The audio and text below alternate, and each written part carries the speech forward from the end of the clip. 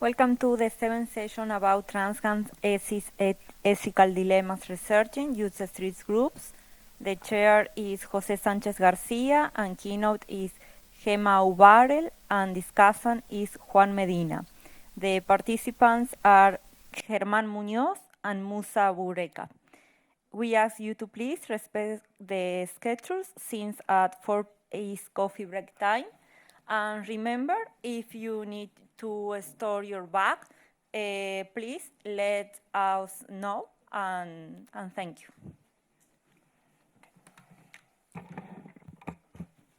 Thank you very much, Mariana. First of all, this session is about ethical questions with the research process, and this is very important for us because from the very beginning of the project, the European Commission asked a lot of questions to the team how can manage some situations, maybe how can manage if we are in front of some delinquent acts or criminal acts. What the Commission asked us, what you can do if you present these questions. So this is very important for this project, obviously, because we are working with youth street groups and sometimes with illegal activities. But at the end,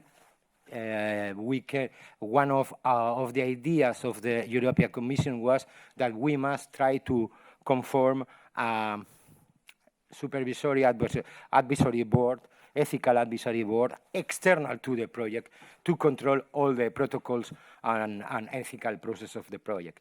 So we are here, our ethical advisory board. Gemma Ubarel is a political scientist, is director of the Programació of the Institut Europeu de la Mediterrània. She was the director of the program and the institutional relations unit of the International Anna Lindh Foundation, based in Alexandria, from 2009 to 2016. She has been responsible for important programs such as DAURAC, Citizen for Dialogue, to improve the participation of young people in the public life in the Arab countries. Now is the time of Gemma, please. Thank you. Thank you, Jose, and thank you for the team, Carles Feixa, Jose Sanchez, for the opportunity that you have provided to us to be part of this project. This has been, and we were saying now, not since 2018, that you invite us to become members in somehow of the family of the TRANSGANG, and it has been really an opportunity, I think, for us, for me, and for Musa Bureka and Germán Muñoz, that we are the three of us members of the advisory board of this project. So this has been an opportunity, and today we will try to systematize some ideas, because a lot of work has been done by the management team, a lot regarding ethics, and mainly from the researchers. It has been a very, very huge work that you have been engaged with, and we were a little bit external, sometimes very external, sometimes looking forward, but in any case, always providing ideas that have been taken into consideration during all this process. So we are very happy to see, in general, that some ideas discussed, some problematics that we were involved in, have been always a response by the project, more or less, depending, but this is a project that should have been, see in this way. It's a working process, what has been done in ethics during all the projects. So let's try to, the three of us, to explain to you a little bit some key ideas as a result of this, no? So I would like just to starting by the first point, the starting point of this, the approach, the ethical approach of TRANSGANG. Nothing what has been achieved should be possible or should have been possible without this starting point. So for us, it's really important, lesson learned, point to be stressed, no project with this ethical objective from the very beginning as a research objective should have this ethical perspective that we are talking today with you. So if you can just...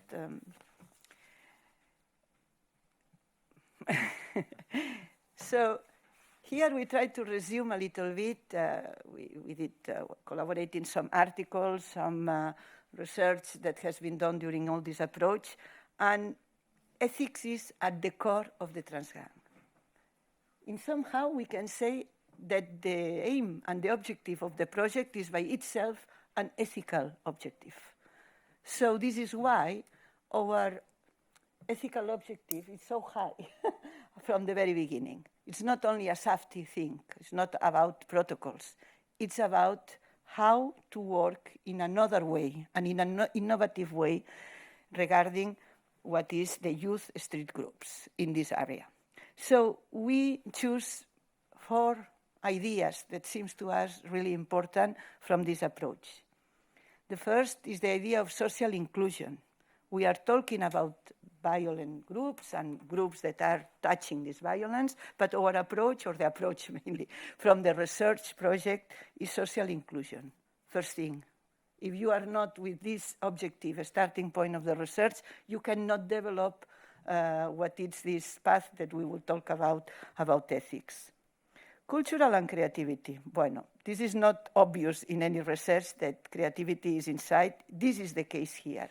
But this is a key point about transnational practices. Here, for example, Arab origin groups, Latino origin groups inside the countries are always talking with the regions of origin, with another problematics, with another issues. So this transnational and national dialogue all the time has been inside the project talking about. We are talking all the time on this regard. So we are talking about regions, right, but we are talking about persons engaged through the regions also, like 2 parallel and engaging universes. So this transcultural approach requires a lot of creativity when you are taking some decisions in terms of research. So we are not talking about delinquent groups locally placed like this. We are talking all the time with this transnational dialogue and approach. The second part, bueno, this is this idea of street groups as forms of resistance, of hegemonic discourses, no? And stigmatization. This is something that you can find in all the researches along the process. And this is also an objective, an approach. And the fourth point, that for us is really interesting, it's about the trust process methodological approach. It's not an approach that is there to take data from the field. It's an approach that tries to be interactive while you are doing this approach and this research. These 4 approaches are not evident, are something that has been there from the beginning as the starting point, not only from the management team, but also demanding from the researchers themselves. So this is an asset that we will build on this from the beginning. So we find this idea that these young people are agents of mediation. This idea is from the beginning there, and this is an ethical idea from the beginning also. So to see this objective, not only as objects, but as a subjects and co-creators of the research, have been an objective that has been step by step consolidating inside the research during and along the process of the research. So all this approach is complex, is difficult, but it's from the beginning there at the research, and we want to stress this. This is not a dilemma. This is the starting point of our ethical research project. So what we are saying today is that this needs to be also a good practice for other research. The research cannot apply to the ethics while the research is ongoing. The research should also provide with this research path from the objective itself of the research. So this is, bueno, this is just copy-paste from something that from the management or the scientific project. And here is everything. what we need to have a good ethical approach in any research. Without problems, not objectivities, no, this is clearly stated that we, or the research team, want to work on research, not about the stereotypes, want to work about policies, not to with policies, want to work about and want to talk about mediation, not about exclusion.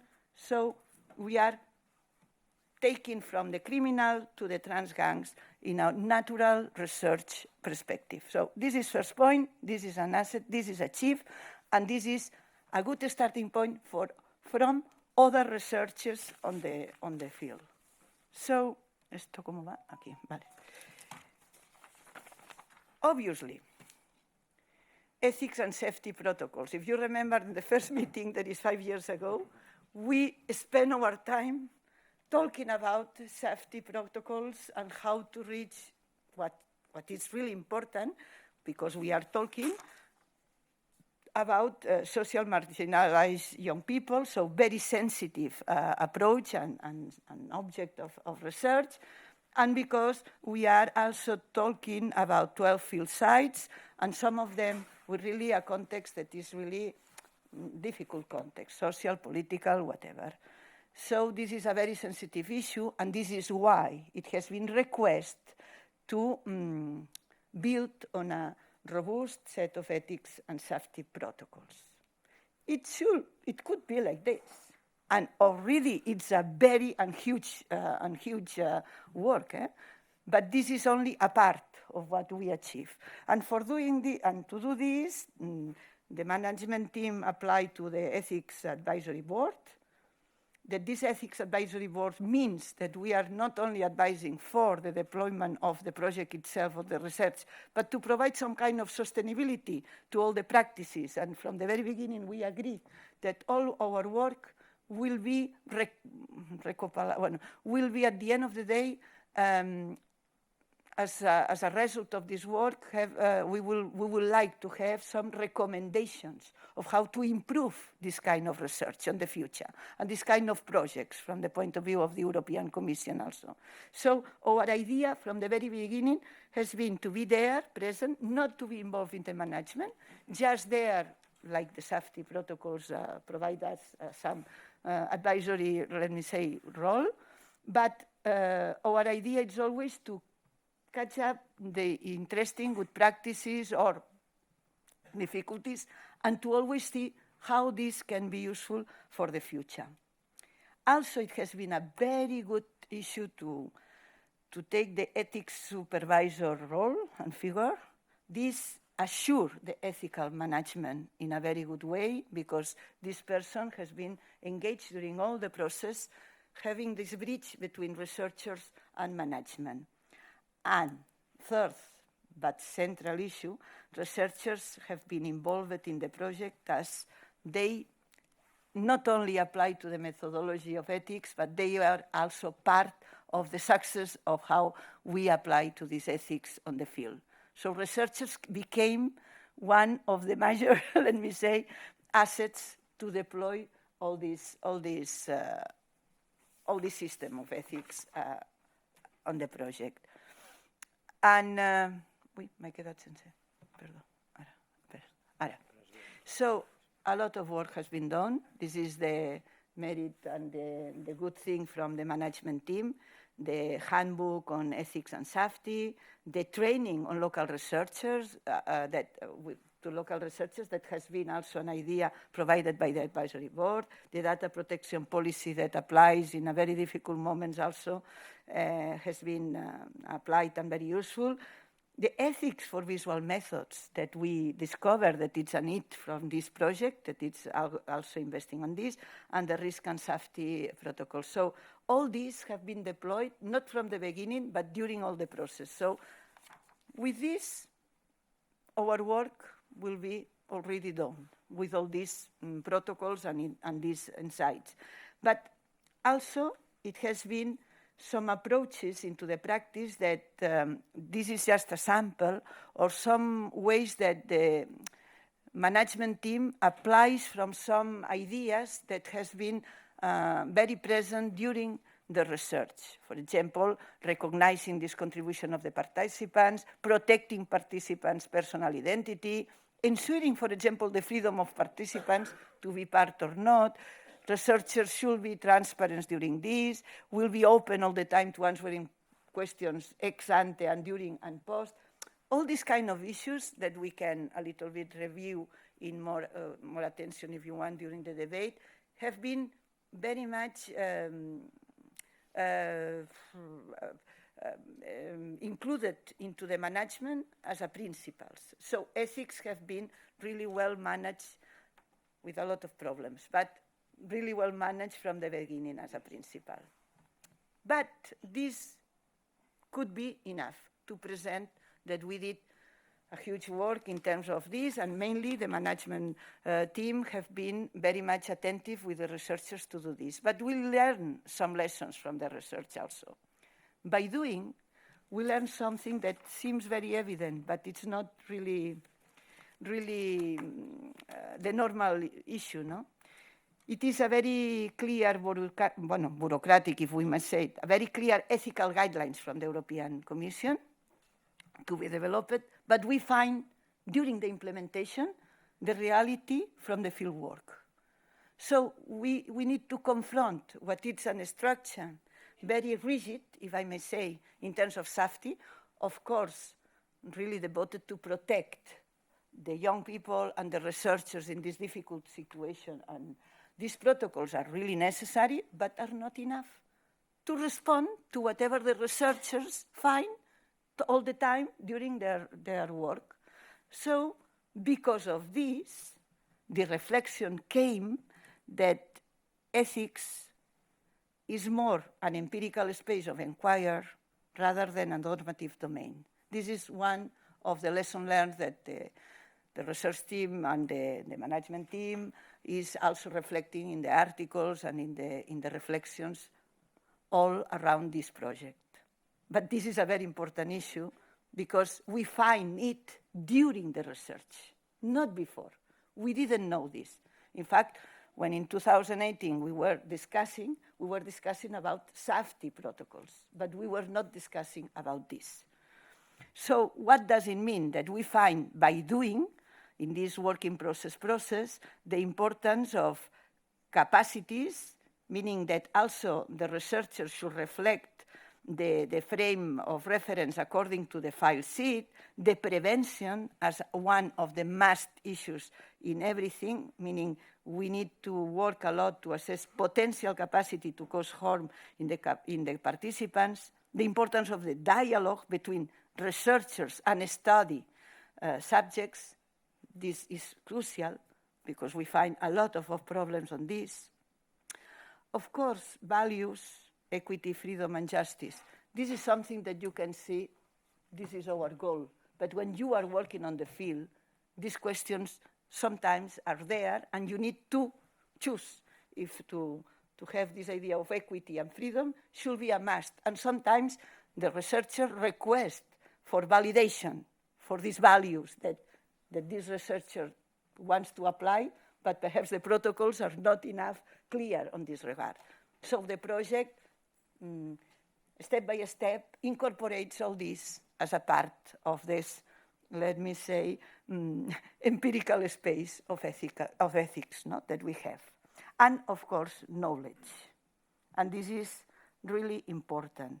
We value more and more the idea that the researcher understands exactly where he or she is working.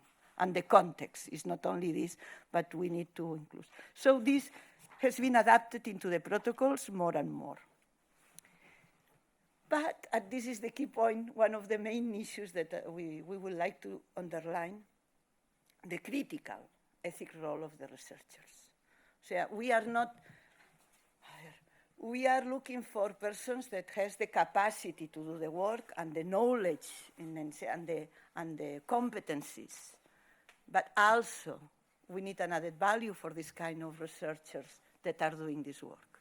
And this need not to be something ethics unvaluable. It needs to be a part of their competencies because they are central part of the quality of the work, final work that we will do. Because as we say, ethics is at the principle of this project.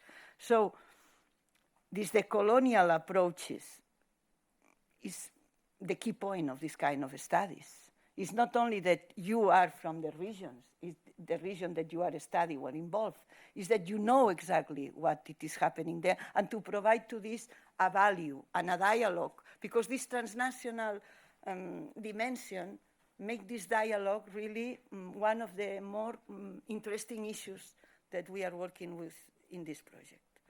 Creativity task, if you have someone just there without imagination, sorry if I, something really like this, you cannot be providing solutions or mitigating the problems that you can have. So these creativity tasks are all the time there in the work of this kind of research. Of course, critical thinking, because at the end of the day, they are the ones providing us or providing to the management team the expertise to judge or to make the final decisions of the thing. So all these, and the flexibility, of course, are issues that more and more are appearing inside the project as competencies that makes the role of the researchers critical. Means if someone of the researchers has not these capabilities, the research will be not in the quality that we are expecting. Also, it's for the good and for the not so good. And finally, the key question that my colleagues will explain to you more in detail. At the end of the day, we find three main issues that we would like to discuss and that opens for us room for discussion and room also for improvement for future research. The first and one of the most interesting issues is the role of ethnographic contribution to the ethics youth research. This is a reflection that already the research group have been done, and this we need to put into value. So it's different when a research about this kind of issue is done from sociology than from ethnography. So talking about ethics, some issues that have been identified at the team seems to us really the key points to put in value for not only ethnographic studies, but for further studies and researchers on the question. The idea to involving subjects of the research that is not happening in all the methodologies.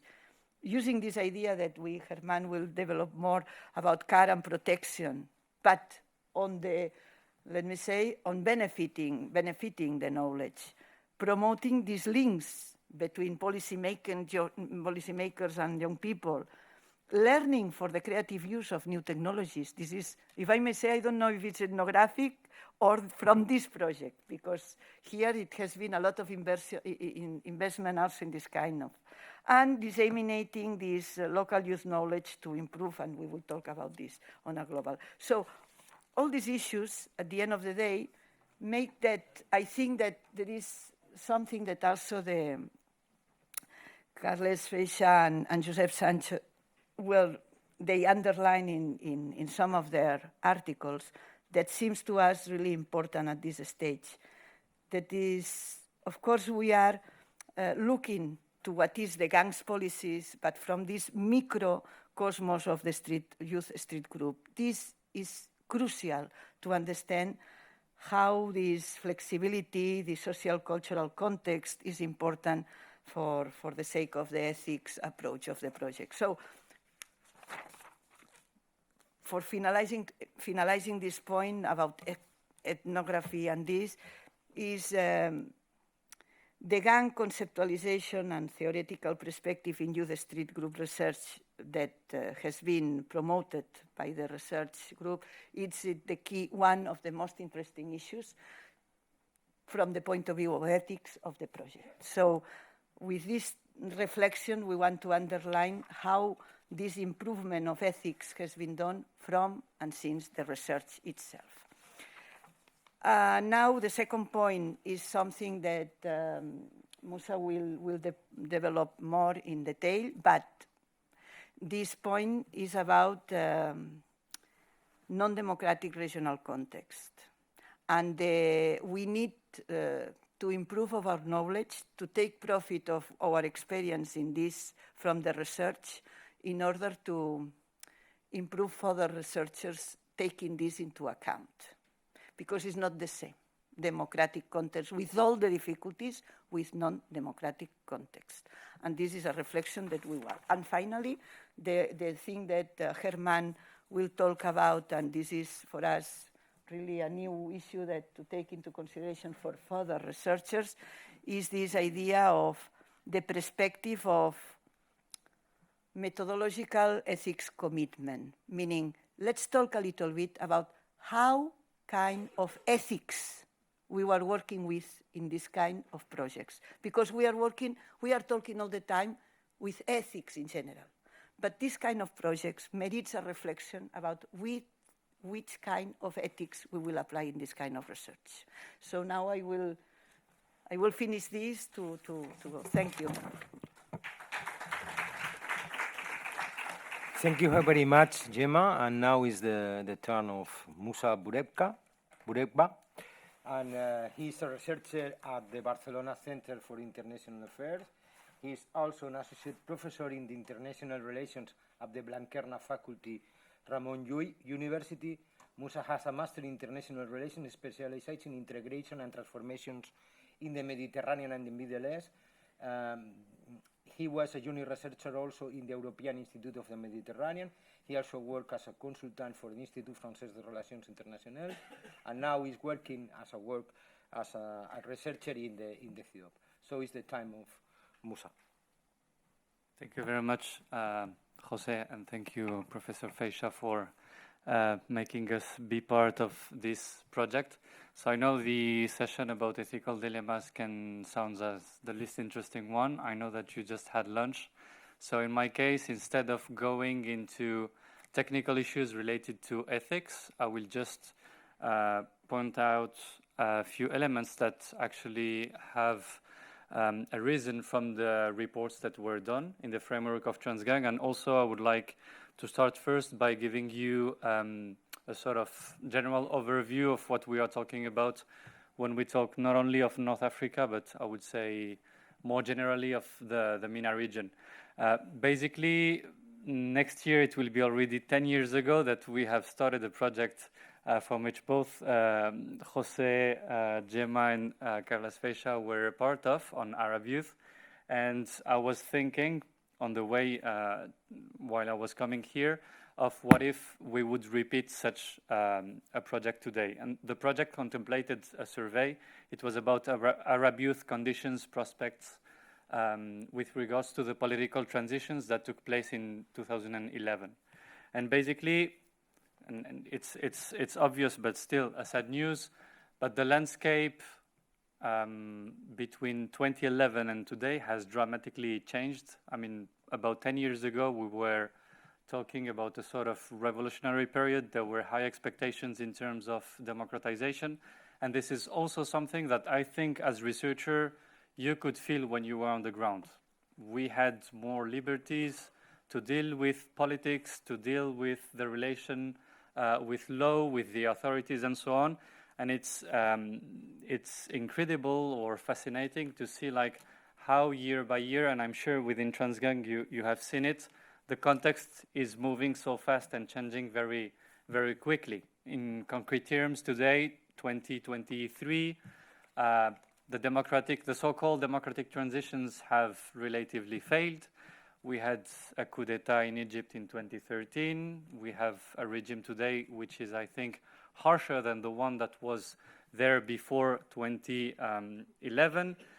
The hopes for reforms in Jordan, in Morocco, and the demands for change, well, we had some kind of reforms, but the context has not changed actually, and for that I refer to the reports that are being published basically regularly by Human Rights Watch, by Amnesty International, which underline further restrictions on civil liberties, on freedom, more surveillance, and so on and so forth. And finally, Tunisia, which was the remaining success story of the Arab uprisings, has dramatically shifted away from the democratization. So why am I saying that? basically because we have two consequences that relate directly to the work that has been done in the framework of TRANSGANG, but also any research that implies fieldwork, interviews, be it with non-vulnerable or vulnerable groups. So the first one has to do, as said, on restrictions on freedoms and civil liberties. And the other one, which is, I think, even more important, is the rise of authoritarianism. I'm not fond of the concepts of revolution and counter-revolution, but I wanted to raise it basically because we are in a stage, I think, today where the regimes from the MENA region are aware of how big the threat is being posed by youngsters, let alone talking about gangs and other sorts of groups. And the security apparatus from each regime is like functioning 200% for now.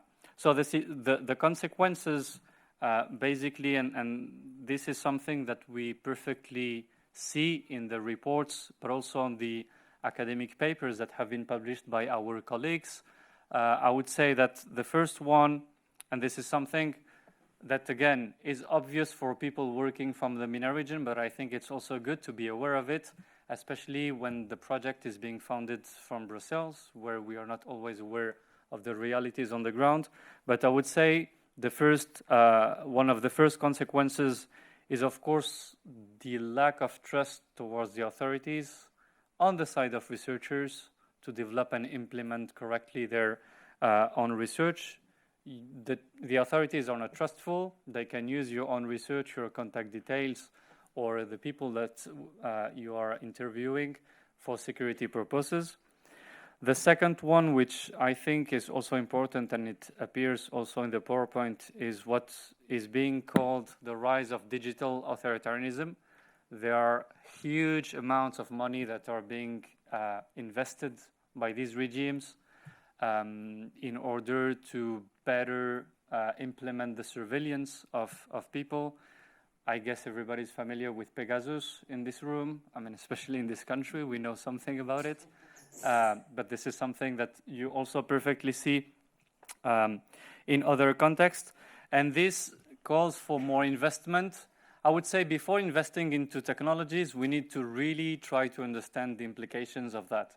And the implications are spying on your phones, being able to capture videos, sounds, pictures, I mean, to have access basically to the content of your phone, which can be less worse if you are a European researcher who is traveling for 3 days or for a week to do field work, but I think much more concerning if you are working with researchers who are based there, much more concerning for participants themselves.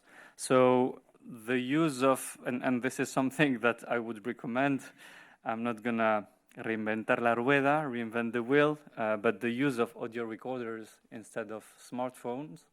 I mean, it's something, in my case, after working on Arab youth, I focused on counterterrorism policies in the MENA region, and while doing some field work, you have ways to know when your phone is being spied on or not. And using the phone, I think, is the worst thing to do when you go and do your field work, both with your location, but the access that those surveillance companies have is huge. And I think that we don't have a good idea of it. Then the use of secure apps, I think of using Signal instead of WhatsApp. Don't ask me why Signal. I mean, I have no royalties with it, but I know that Edward Snowden is using it. So it's a sort of more secure, I would say, or the use of VPN. So this includes not only implementing interviews, but also storing your data. And I remember, for instance, when we were doing the Sahwa project, we first stored all the data on Dropbox before realizing that Dropbox had one of its biggest servers in Israel. Then we had to move it and look for alternative storage methods. And then another consequence, beyond the lack of trust from researchers towards the authorities, you of course have the lack of trust from the people you are going to interview towards the authorities, but also you as a potential spy, basically.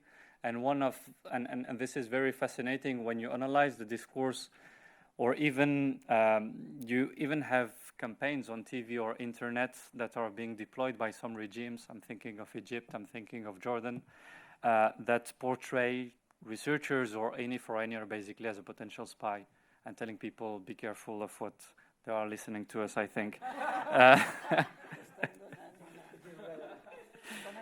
Just tell my mom I love her in case I die. So basically, yeah, all those elements, I think, and this is like a very good practice in the framework of TRANSGANG.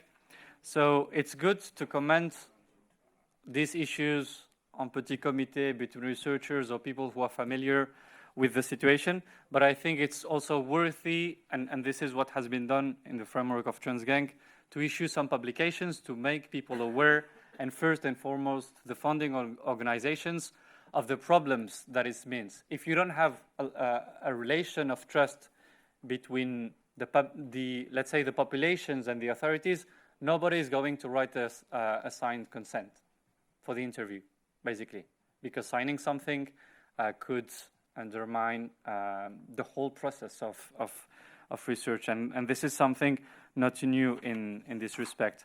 Then another excellent practice that I have found out in TRANSGANG is the sort of the fact of holding a meeting with the participants before the interview is going to take place to establish a relation of trust. That could seem obvious and logical, but it's again another good practice that I would like to underline. And then finally, Gemma highlighted it before. I think for future projects, it would be absolutely great, and this is also partly the case in this project, to directly involve within the advisory board or within the ethical process, to involve people who come from the regions of study, but also people who possibly have past or present experience in the same field. Because if you are to assess a project that is mostly, let's say, anthropological, it's better to have somebody who is anthropologist by formation or has an experience to be able to understand and anticipate the possible issues that you can find while doing field work. And finally, that would be the third criteria to put on the curriculum of those researchers to be involved into the ethical advisory board. It would be great to have people who are really aware and up to date with regards to the methods that are being used by authoritarian regimes, and especially digital methods, in order to think of what kind of methods, what kind of measures could be taken to avoid putting yourself or putting the participant in a situation of danger. So in other words, I would just say to conclude that we need to work on mechanisms, and I think that TRANSGANG has been working in this way, on mechanisms that make more flexible and more horizontal all these ethical procedures from the implementation of the project. And I think for future project again, and I conclude with this, these mechanisms that we have to work on should not be designed while the project is being implemented, but to think of it in the proposal phase. And I think it's the best way, basically, to make sure that the measures to be taken are flexible, that we don't use standardized procedures that could work in Madrid or Paris, but would not make any sense in Casablanca, in Argel, or whatsoever. And with this, thank you very much.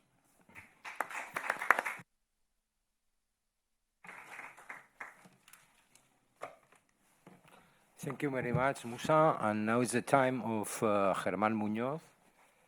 He is emeritus researcher by recognition of Col Ciencias, philosopher from the University of San Buenaventura in Bogota, master in semiolinguistics from Paris, doctorate in social science, childhood and youth center in the Center for Advanced Studies of the University of Manizales, professor of social sciences, communication and cultural studies at the University of Manizales, Francisco José de Caldas University in Bogota, Uniminuto in Bogota. founder and coordinator of the line of studies on the theme Young People and Youth Cultures at the Central University Bogotá, leader of the research group Youth, Cultures and Powers, and member of the CLACSO, group of children and youth in Latin America. Germán, please.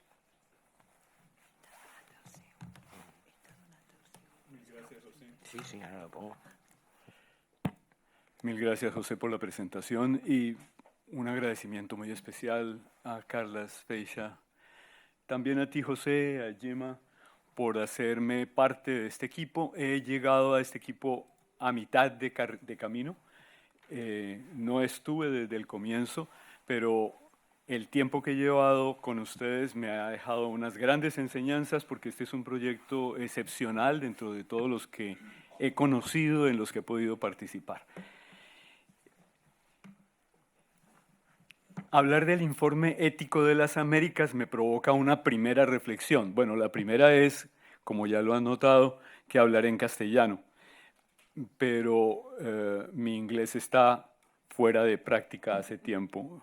Entonces lo haré en la lengua que más puedo en este momento mejor utilizar.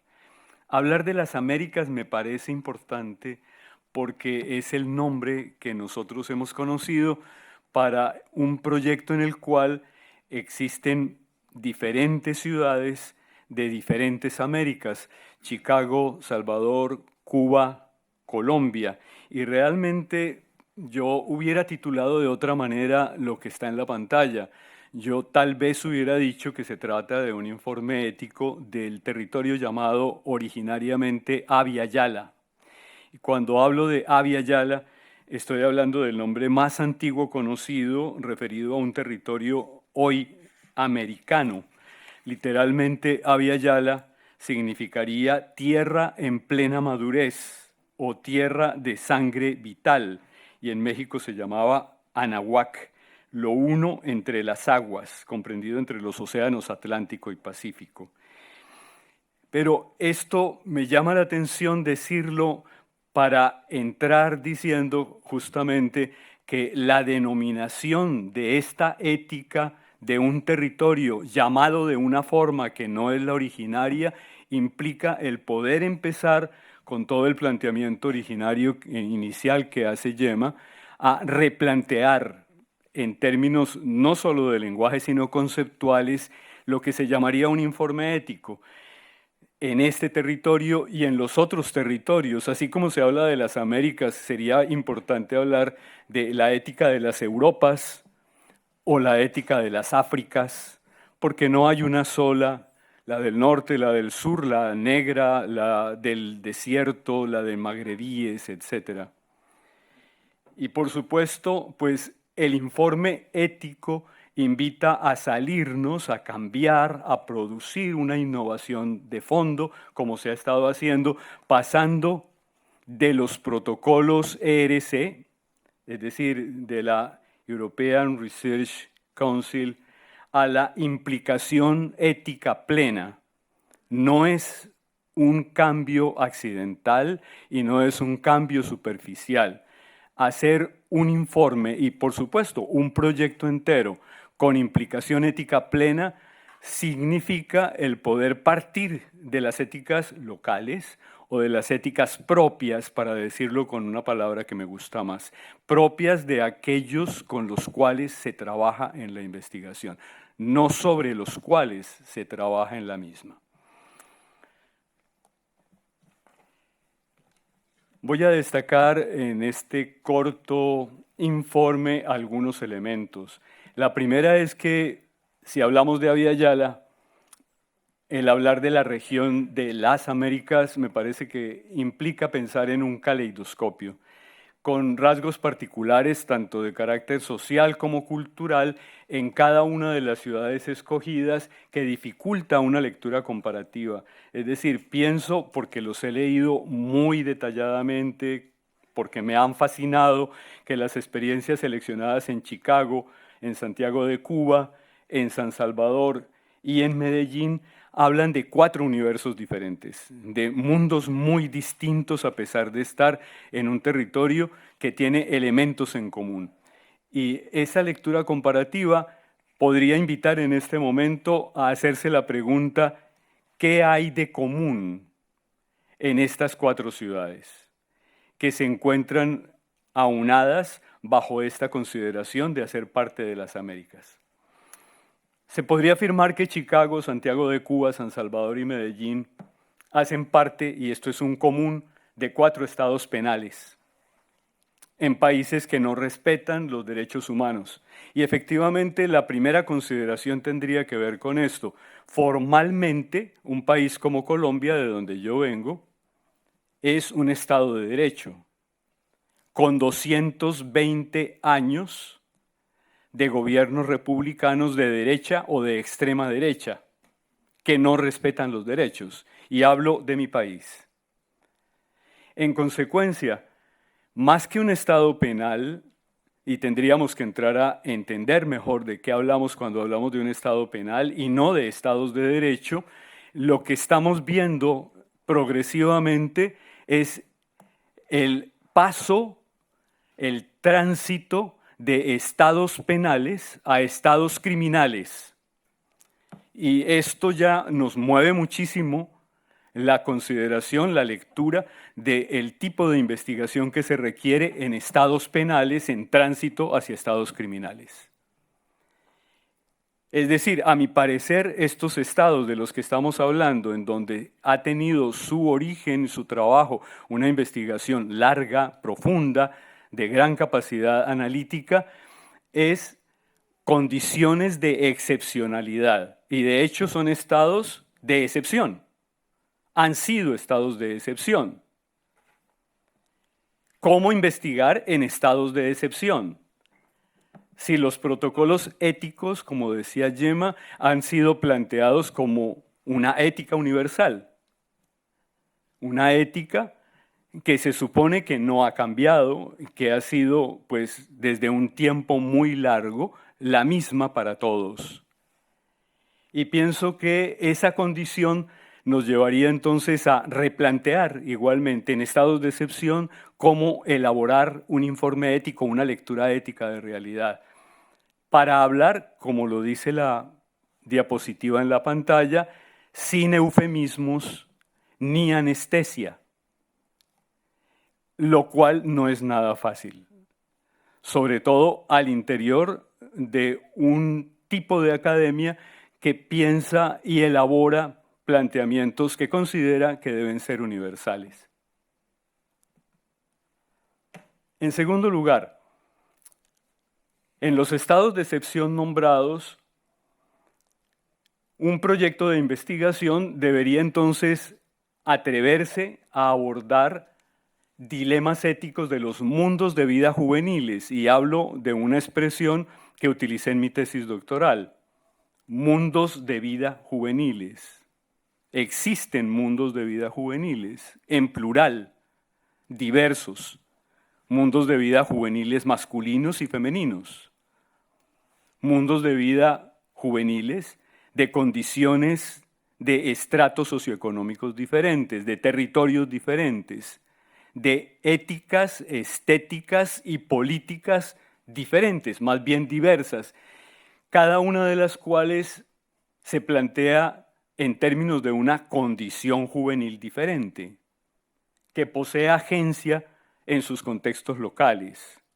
De esa palabra también se ocupó Gemma, cuando dice, efectivamente estamos hablando de contextos particulares con agencia. Y siento que allí hay un énfasis que plantea pues, ese segundo dilema, porque el primero era plantearse un tipo de investigación en un modelo de sociedades de estado penal, de excepcionalidad. Y este segundo dilema tendría que ver con estas diversas perspectivas de la condición juvenil con agencia. Lo cual nos lleva a pensar realmente que no se trata de investigadores que investigan desde un lugar neutro, sino de investigadores y coinvestigadores que adoptan relaciones de interseccionalidad, de interacción permanente, y construyen esas diversas éticas. yo entendería que tanto los gangs de Chicago, los Rastafari de Cuba, las maras del Salvador y los combos de Medellín, por decirles con nombres que ustedes mismos han usado, viven en el filo de dualidades. No está por un lado lo legal y por otro lado lo ilegal, porque en la calle esas dualidades se cruzan permanentemente, porque en las calles se superan esas dualidades. Y en consecuencia es necesario adoptar otra lectura que no es la de lo legal o lo ilegal, dicotómico, sino la lectura desde la paralegalidad o desde la violencia expresiva, palabras las dos, paralegalidad y violencia expresiva, que utiliza Rosana Reguillo en trabajos recientemente publicados. Tal vez la menos conocida es paralegalidad. Paralegalidad es un orden paralelo, donde se generan códigos, normas, sentidos de pertenencia, rituales, muy difíciles de combatir con policías o con políticas de mano dura, porque el orden paralegal construye base social, dirimiendo conflictos de todo tipo, agrarios, familiares, culturales, porque el orden paralegal, paralelo, horada el orden de lo legítimo, pero no desde la ilegitimidad, porque va construyendo algo que no dialoga con la ley. Y es el mundo de la calle. Los chicos, los jóvenes invitados que tendrán su sesión a continuación de esta, seguramente tendrán más claridad que un investigador que ha vivido en la calle, pero solamente como investigador, no permanentemente como habitante de la calle. Entonces, lo que la paralegalidad hace es construir legalidad dentro de un orden paralelo. Y creo que esta propuesta nos lleva a ese tercer gran dilema de la investigación ética en un proyecto como TRANSGANG.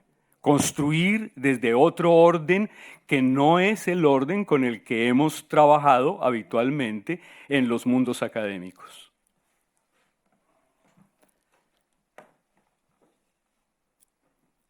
Si asumo, en tercer lugar, el lenguaje de los, tengo que decirlo, magníficos informes de los investigadores que he disfrutado mucho, que son casi tesis de maestría o de doctorado, y el extraordinario trabajo analítico e interpretativo de los coordinadores del proyecto, Carles, José y los demás colegas que se han presentado. Y yo entiendo que hay un nuevo lenguaje que nos pide pensar en otro dilema, el dilema del lenguaje de los jóvenes, que está planteado dentro de los informes como un lenguaje citado de quienes han sido narradores desde la calle. Pero es que ellos, cuando hablan de la pandilla, los y las jóvenes, hablan de su familia y lo hacen insistentemente, permanentemente. Y hablan de esas familias en las cuales los otros miembros son parceros. No solamente amigos, parceros. Parceros que los cuidan, parceros que les producen confianza y que les inspiran respeto. Entonces no es el mundo de los criminales, es el mundo de las familias de los parceros. Y es un mundo de amistad, de afecto, de vida amorosa. ¿Cómo leer esto en términos éticos? Creo que hay que incorporar el lenguaje de estos parceros y de estas familias que no son las familias de la mafia, que son las familias de los que viven en la calle como parte de una familia grande que los cuida. Y yo encuentro allí enfoques que me parecen transversales, entre los cuales esta mañana se destacó un enfoque, una perspectiva, el enfoque o perspectiva de género. Una sesión larga estuvo dedicada al tema de la perspectiva de género. pero no ha habido una sesión que se dedique a la perspectiva étnica, que es fundamental, igual que la de género. Y tendría que haber una sección también dedicada a la sensibilidad poética, que es la de los cineastas. Ayer hubo una parte, hoy habrá otra, y es sensibilidad poética. Las tres, la de género, la perspectiva étnica y la de la sensibilidad poética, tienen tanta fuerza que a mi parecer se convierten en coordenadas éticas del proyecto y deben ser asumidas plenamente. Es decir, no hay una única perspectiva ética en lo que hemos escuchado, hay más de una, estas que acabo de nombrar. Finalmente, sin duda, el informe final ético tendríamos que elaborarlo pensando en éticas otras después de éticas. ¿Cuáles son esas éticas otras? Yo encuentro al menos tres a lo largo de los informes. Primera, la ética de la resistencia de mi maestro Michel Foucault, que privilegia el cuidado de la libertad, de la producción de sí, de la construcción mía como una obra de arte. Yo siento que estos jóvenes de la calle, yo siento que estos combos, que estos parceros, que estas maras se cuidan, pero cuidan la libertad y la producción de mundos, de otros mundos posibles, que ellos tal vez nos quieren enseñar y que nosotros no queremos tal vez aprender. Segunda propuesta de ética otra, la ética de lo colectivo, que en Escanone se llamaría la ética del nosotros. Y cuando hablamos de la ética del nosotros, recogiendo la palabra que usé al comienzo, sería la ética de Abiyala, la ética magrebí. Es decir, de los otros que son un nosotros, que se leen, se entienden y se ven como parte de otra cultura, de otra forma de pensamiento, de otro concepto de mundo. La ética del nosotros, que no somos los mismos en el planeta entero, que tenemos lenguaje propio, formas de vestir propias, música propia y, por supuesto, éticas de un colectivo familia. Y finalmente, diría que hay una ética que está presente, que es la ética del cuidado. En este momento destaco la autoría de Cabarero, quien habla en uno de sus libros, de donde tomo esta idea del horrorismo y de la superación de la crueldad del horrorismo, de la depredación humana y de la necropolítica. Detrás de esta ética del cuidado, para nosotros quienes estamos trabajando en este momento, con Carles entre otros, en el tema del juvenicidio, palabra que no existe aún propiamente en el diccionario, hablar del juvenicidio sería justamente el construir una nueva lectura de la necropolítica, de la precarización, del homo sacer, que son las vidas de estos jóvenes, pero desde el otro lugar, desde su resistencia, desde su cuidado, desde su capacidad de producir formas otras de vida. Gracias. Yeah. Thank you very much, Germán, for these beautiful words and this incredible work about ethical in the research. Maria, can you talk a little bit about it? For example, sorry? Okay. As always, great, and I will try to be short. Okay, so Germán is the responsible of the explaining the ethical report of the Americas, and he starts with a reflection about the Americas and the importance of the word chosen for this report, the Americas, So he will have seen that if we talk about the Americas, we maybe should have talked about the Europes or the Africas, because that is the same, that the difference between the countries that compose that word, the Americas, are as big as the other ones could be in the Africas or the Europes. And he also vindicates the word Abya Yala, that is the original word of that we know the previous word that we know for the Americas now. It seems to be the oldest term to refer to the Americas.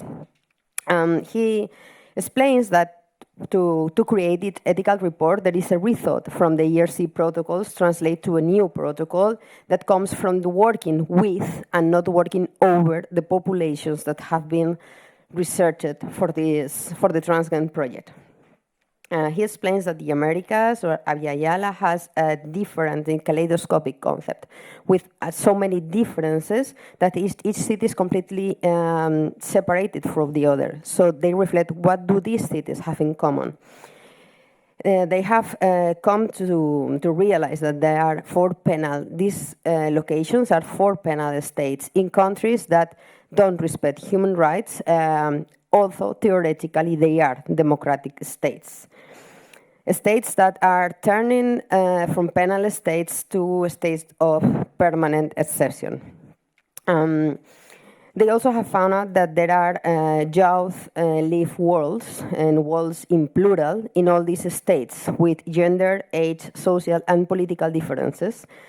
All these worlds have their own agency, and it is important for Germán to make a point in the word agency, as these youth live worlds exist in all the contexts researched.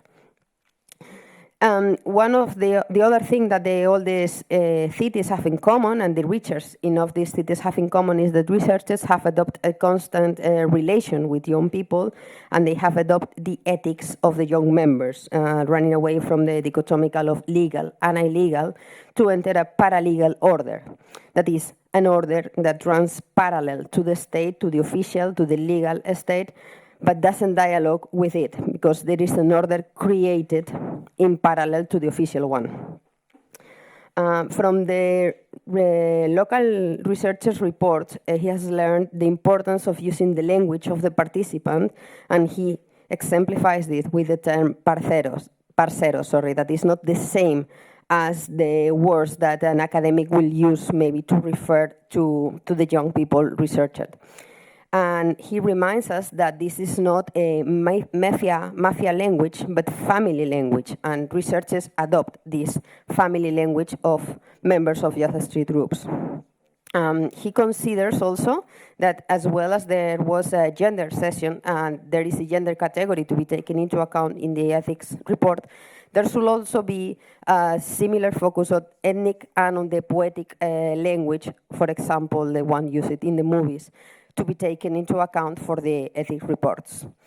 And to elaborate the final report, they have incorporated three kinds of ethics. The ethics of resistance, based on Foucault, that focuses on care and liberty care. Collective ethics from CNN, the ethic of us, and us who are not the same in all the world. I mean, they have to incorporate, and we have to incorporate the ethics of Abya Yala, we have to incorporate the ethics of the Maghreb, and understand that each us is different in every part of the world. And finally, the care ethics that come from Caballero, to be able to build over the necropolitics and to produce other forms of living lives that are worth living. And I think that's all I have. Okay. Thank you very much, Maria. And some final words from our discussion. It's Juan José Medina is a senior distinguished researcher at the Talentia, attached to the Department of Criminal Law and Crime Science at the University of Sevilla. Previously, he worked as senior lecturer in quantitative criminology and head of the department at criminology at the University of Manchester. Until August 2020, he was president of the Spanish Society of Criminology from 2016 to 2020, and now he is coordinating the a security program from the political platform Somos. Sumar. All right, yes. Thanks for the presentation. Well, I mean, with that introduction, it's clear that I have a slightly different view to that manifested by one of my very same colleagues in a recent piece in the City Journal about the role that politics should play in criminological research. You know, he was making the point that the American Society of Criminology is becoming a leftist organization, overemphasizing ideology over research integrity. I mean, I haven't been to ASC in a while, but that's not the memory that I have of ASC. I mean, I like to live my life by Richard Feynman first principle, no? That idea that the first principle of research is that you must not fool yourself and you are the easiest person to fool. And I think that means recognizing as well that a lot of the work that we do as social scientists has a political nature, a political dimension, and we have the ethical responsibility to address that and take that into account in the way that we conduct our research. And in that sense, what I like probably the most about your research project, Carlos, is the commitment that it has to recognizing that the ethics is also about the framing. And, you know, those 4 pillars that you highlighted at the principle and making that very explicit is an important contribution of this project. I mean, framing not only in the sense, the Howie Becker sense of whose side you're in, but also in terms of voice, representation, the type of relationship that as researchers we develop with the political environment, including the police, and the move away from an exclusive focus on crime and violence. I mean, there's no question that crime and violence are there, and we cannot overlook that, but there are other things that have been discussed here, right? We academics like to speak our own lingo, right? So an empirical space of inquiry rather than a normative domain, no? Which is a funny way of saying that no ethical protocol survives meeting reality. And I think that those of us that have done qualitative fieldwork can attest to that. There is no, I mean, we can do all the planning that we want, but reality has this capacity to surprise us. So, I mean, I definitely think that it would be really, really helpful for the community if you guys make public those protocols as soon as possible. I'm not saying that because I haven't been able to see them better for this discussion, but I mean, I think that would be a contribution to the research community to put them out there. There's a few additional points I want to make very, very quickly. I think that there are a few... Okay. Okay, I'll put it in my mouth. There are a few things that I think that I would have liked to be addressed more explicitly. You know, in transnational collaborations, if we, you know, going back to Wallerstein system theory, there is always this tendency that when you have researchers that come from a better off country with those from, in some ways, less developed countries, there is a tendency for the direction of travel of concepts and the kind of relationship that establish to be centralized, directed from the core or the semi-core in the case of Spain. I don't think that that's the way that you have aimed to develop this project, but I think that, you know, you should talk more about the kind of things that you have done in order to address that issue. Something that is become increasingly important in the field of research is this whole idea of reproducibility, right? I mean, that's a term that we use in quantitative social science, but it's also a concern in qualitative research. I mean, Gove and Lincoln were talking about trustworthiness back in the late 80s. And of course, there are issues with making some research materials that are very sensitive available to others, but there are lots of ways that you can do that in secure ways. And I think that it would be interesting to see how you work towards that kind of context and what kind of structure you can create so that other researchers can come to your data and reanalyze or explore in different ways your data. A lot of what I've taken from your, I mean, I have two hats always, right? I mean, I'm the kid of my two co-supervisors. One of them was a quant researcher, Jeff Fagan. The other one, Mercer Sullivan, was a cultural anthropologist. So I always think with those two kind of hats in my head. And a lot of what you've been saying won't be surprising to somebody who has done a degree in anthropology. I mean, these ideas of dialogue, reflexivity, and so on are kind of the standard fare on courses on ethnography, right? So what I think it would be interesting to see further develop on your side is how you can develop these notions of dialogue and so on when you're doing this more quantitative oriented research, because you're gonna need to do some adaptations for that, and I think that would be a really helpful deliverable or output of your work along these lines, right? And just two final thoughts. One on relationship to the trust process, right, that you were talking about. It's not data extraction, but it is. I mean, at the end of the day, we get our promotions, we get our grants, we get our, and the people in the community know that. And that's my experience, that they're very aware that even if we have a different attitude and we want to be more collaborative and things like that, we're getting something out of it that only us are gonna get. So I think that we also need to be honest when we talk to them about that. I mean, and somehow don't hide behind all this kind of discourse. It is a distraction as well. And finally, I mean, there's different cultures for gun research, right?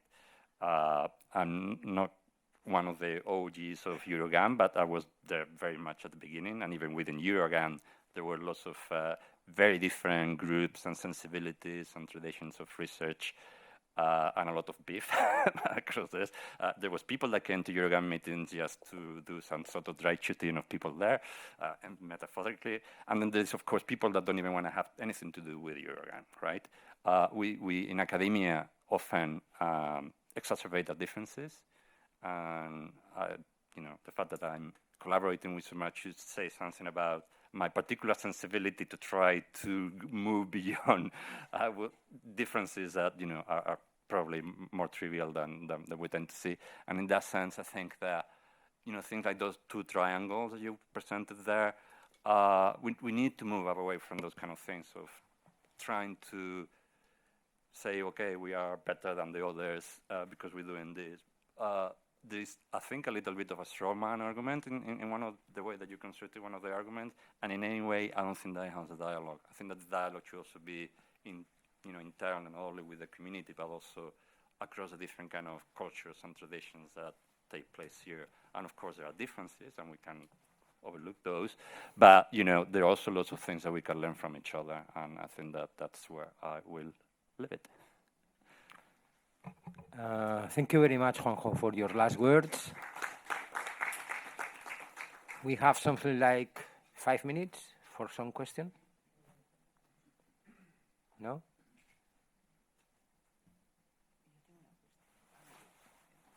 The microphone.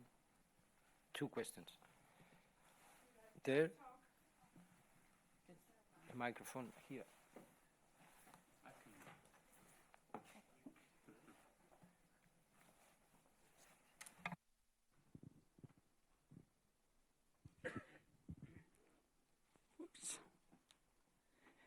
Thank you very much for this very good work on the ethics and the dilemmas, and it's so important that these things, how you work with it and how it changes and how that it's also published and so on.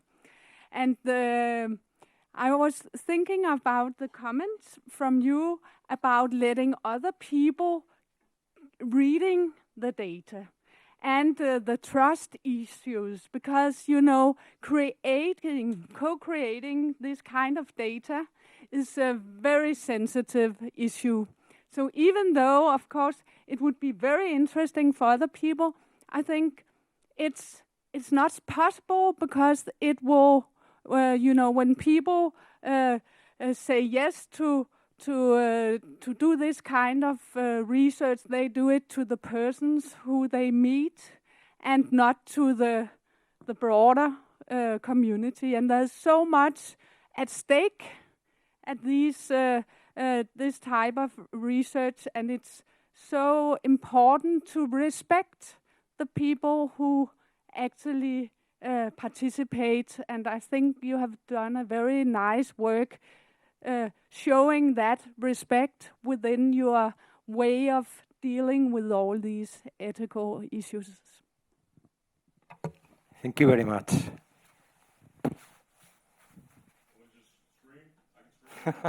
No, you need no. You need the microphone for the streaming. Can I just quickly, though, respond to that comment, if that's okay? I mean, I think I understand what you're saying, and I agree with the issue of, this incredibly sensitive material.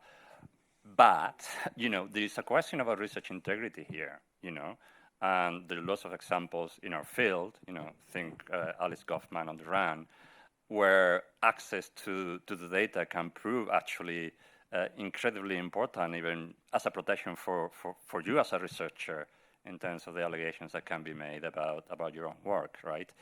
And there are ways to ensure anonymity and sensitivity. Well, that you can build protocols, the same way that you do in quantitative research. I mean, there are items, for example, of the current survey for inland wells that you can only analyze in the basement of the Office for National Statistics in a secure lab where you're not even allowed a pencil and a notebook. So there are ways and protocols that you can establish in order to ensure that access to the data is protected and restricted only to people who passes through a particular process of vetting. I don't think necessarily that jeopardizes this kind of dialogue that you establish with the community and things like that. It's still a form of restricted access, but it's just my own view. I just wanted to thank you for recognizing the privilege that comes in the world of research when recording the lives of individuals who do not have the luxury to do so themselves. It is very clear that there's financial gain, there's prestige, there's careers made out of celebrating the trauma, drama, and poverty of certain communities. And they're aware of that. But to keep that present is something that I wanted to commend you for and thank you for that. I think that's something that's highly overlooked and overrated. To go to a restaurant or to hold a pizza party for a couple of participants without realizing that they can't ever go back to that community without you, they can't go back to that restaurant without you, or they couldn't afford the meal without you, is something we always have to keep present in our mind. So thank you for that. Thank you, William. Some comment from the table about this intervention? No? Another question?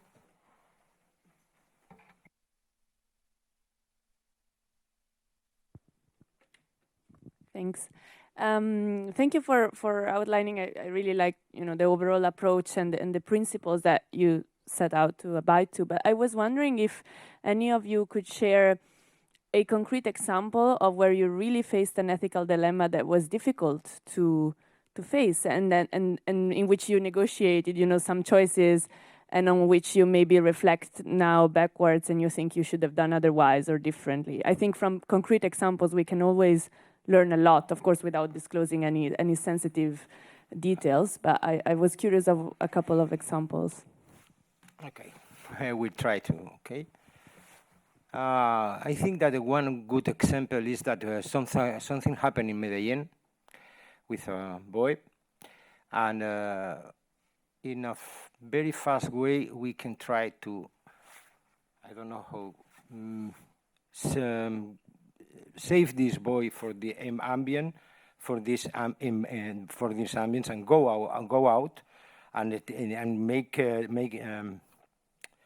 try to make a safe space for this person, and after that he can come back to the field work. But this is important, that to create a safe space for participants and for researchers, for if something happens. This is very important to have a very faster way to avoid the problem. Other question that maybe we can, I don't know, but maybe Maria can explain much better than me because she's here, he was, and she has an interesting story about it. I have two or three, but I wanted to refer to one because I think we don't understand exactly where we are standing here. It is not exactly a Transgang, but we analyze it in LEBAN, in the LEBAN project. It's a situation that happened in Madrid like more than 10 years ago. Participants of a research with gangs, in this case they were carrying, I was still a member, of Latin Kings and Nieta's process, trying to replicate the process of pacification in Barcelona. A university in Madrid was working with young members of a gang. Authorities knew this. And during a university activity where gang members had been invited and have attended a university activity, were stopped at the door at the university, and they were all taken names. Their pictures were taken also, and that data, that information was used 2 years afterwards to put them into trial for being part of a gang. That's the data. You can not even choose if you share or not, because even these people being seen with you, and that's why I think data is, data is not what we write in the paper. Data is that a young gang member is seen with you, who are a researcher on gangs, and you are putting that person in risk. But you will never be in this risk. So I think that is one of the kind of things we don't really get as researchers. Thank you very much, Maria Oliver, from the TRANSGANG team in Madrid. Musa Burekba.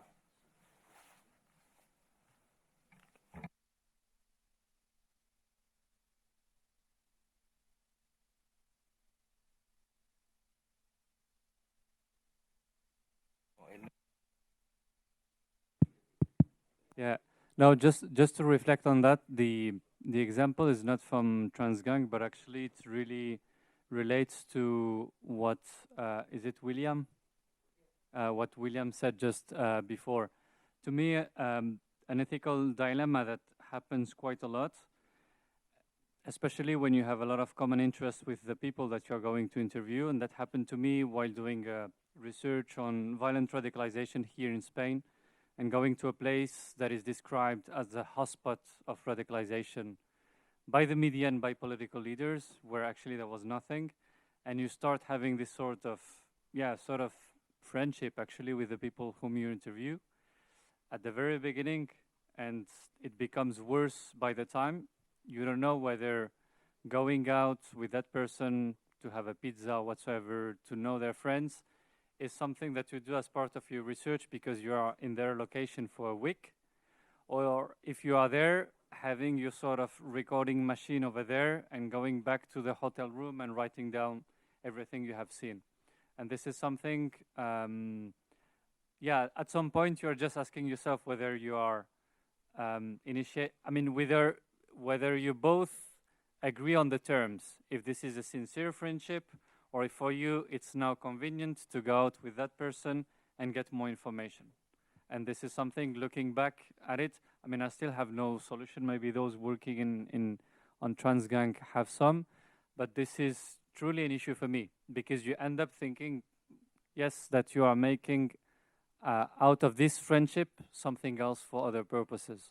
And this is where maybe your personal integrity can be questioned.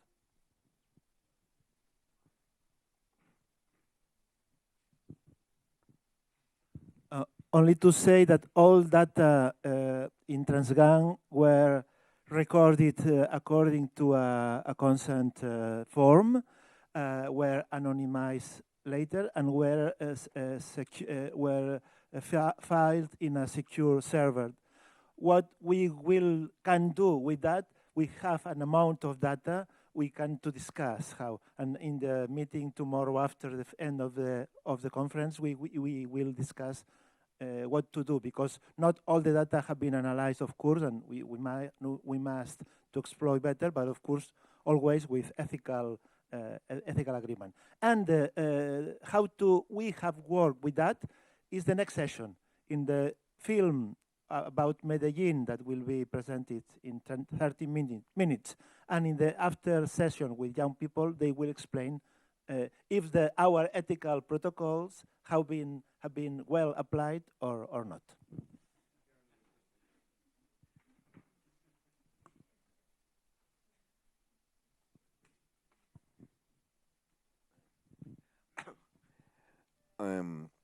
In spite, just one comment. In spite of in spite of my agreement with the orientation, I think that we should avoid any overreacting to these questions, because, for instance, the question of being detained or being identified because you are beside some person.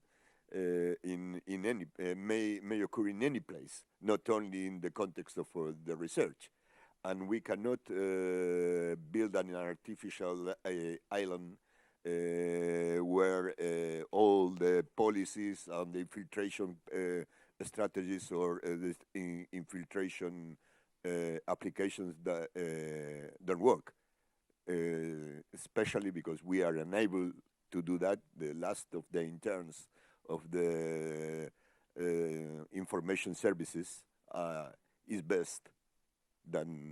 better than any of our attempts to avoid them.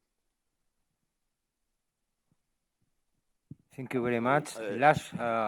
We should keep some dimension of the problem in order to cope. Okay. And to end this session, Gemma Varela, as president of the Ethical Advisory Board, wants to... No, I wanted just to reply somehow, not as... I think, for example, one of the things that I faced during all this process is a little bit, like you say, this idea of I am a professional, I am a researcher, a professional researcher, but I am engaged with something that is perhaps subjective, or this will engage ourselves, and we can discuss with a lot of situations of this kind. So this is where it comes, this approach from Germán that I find really, really interesting to develop in a very key manner. It's, let's talk about what does it mean ethics. Which kind of ethics, not protocols, but ethics approach. In this project is very good. The approach of the research, we learn by doing, a lot of commitment, and if I may say, a lot of subjective and voluntary and commitment. No, it should be something that you can find secure by doing your job, that you are applying of ethics as taking into consideration these kind of things. And this means to work a little bit more on ethical methodologies that are not methodologies and somehow are just qué tipo de ética utilizamos. So the CARE, for example, approach, or that Germán proposed, it seems to me that has been the trend from the beginning of our research. Just we need to work, we need to put there some objective statement in order to professionalize a little bit our approaches. And second, and regarding Musa approach and also Germán, aquí hay una cosa que no está resuelta. Democracy, authorities, criminal, authoritarianism, all these questions, because we are talking about these paralegal issues, and this is not resolved. So to be in Barcelona working, also we experience this, or in Madrid, can put us in such a question that can be also in Medellin or in Rabat. What makes this question so interesting? That this paralegal or parademocratic issue, it's concerning all of this transnational exercise we are doing. So we need a language, or we need concepts where this paralegal language can be also an object of ethics to work, because esto no está establecido. We don't have this now to work in an objective way. Meaning we are talking about data, we need to talk in such a way about methodologies that make us secure when we are doing research, secure that we are doing in an objective way. And these are some examples of things that we would like to work with, but in a more solid basis for other researchers. So we put here, and I say this because perhaps the discussion was talking about this, we are putting here all the efforts in order to be all proud about this exercise. But of course, we can do another exercise, that is what we couldn't do because we don't have these basics. But the basics exist here and here, but perhaps it's time to put this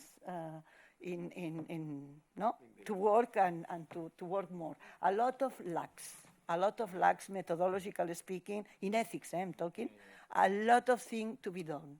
So I think some key questions have been just approaches, no? Solo aproximaciones hemos hecho, but a based space for improvement for other researchers.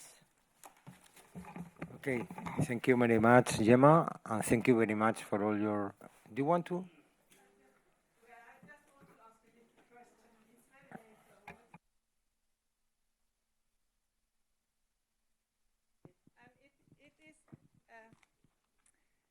It is Platon, I think it was Platon. He distinguished between aesthetics, ethics, and truth. And they are separate spheres. So then I wonder whether the ethical instructions, researchers should go for the truth. But we have ethical instructions. And there, you talked about the difference between ethics and the reality. And that would have been searching for something bottom up and to discover it. But of course, but did you in your project have any situations, or did you feel that the ethical demands were directing you in certain ways so that you couldn't see that way, but you had to see this way, and you couldn't talk about that, but you have to talk about something else? It just was a question.